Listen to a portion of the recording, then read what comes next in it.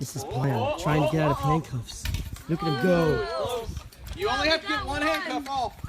Jarek also has one handcuff off. Now he's trying to unlock his bow. This is a delicate procedure that having someone videotape is really annoying. The pressure is on. Pi's got it. He's done. Pime is also trying to undo his lock. Neither one has succeeded yet. To pick a lock, so that's an advantage. you can look up all you want.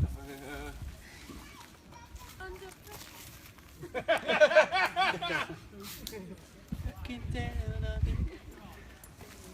believe in you, Chuck. From the cards. Look at all these spectators eagerly awaiting someone to get shot. Every one of them in anticipation of someone getting shot today. I'm just waiting for the sheer panic to start setting in. No, sheer panic comes when one of them, you hear that lock open. You're like, oh, can I dodge while picking a lock? I don't know. Oh, it's reset. That just cost him all of his progress. He had it too. Oh.